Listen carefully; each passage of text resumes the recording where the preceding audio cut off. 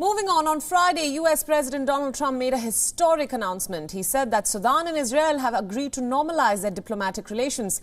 And now Prime Minister Benjamin Netanyahu has announced that in the coming days, a delegation of Israeli envoys will visit Sudan to completely formalize the deal.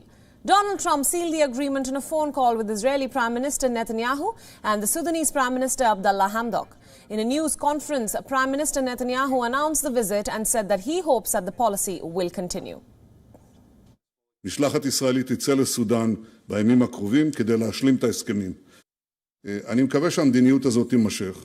אני לא רוצה להתנבא על תוצאות הבחירות, על תוצאה כזו או אחרת. אני מקווה שהמדיניות הזאת תימשך כי המדיניות הנכונה. On Saturday, Netanyahu said that Israeli and Sudanese delegations would soon meet to discuss cooperation in areas of trade, agriculture and more. With this deal, Sudan becomes the third Arab nation to set aside hostilities with Israel in the last 2 months.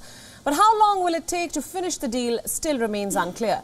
The military and civilian leaders of Sudan's transitional government have been divided over how fast and how far to go in establishing ties with Israel. Prominent political factions rejected the deal brokered with the help of the United States. The Sudanese premier wants an approval from a yet-to-be-formed parliament to proceed with a broader formal normalization. It must be noted that this may not be a quick process given the existing sensitivities and civilian-military differences. It remains unclear as of now when the assembly will be created. Donald Trump announced on Monday that he would take Sudan off the terrorism list once it had deposited $335 million that it had agreed to pledge to pay in compensation. Khartoum has since placed the funds in a special escrow account for victims of Al-Qaeda attacks on U.S. embassies in Kenya and Tanzania in the year 1998.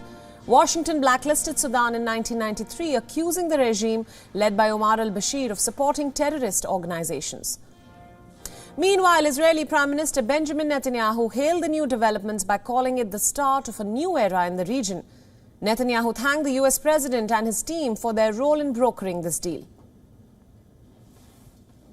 ואני מאוד מעריך את הפעולה ואת התמיכה של הנשיא טראמפ. ראית את זה בירושלים, בגולן, כמובן בהסכמי השלום.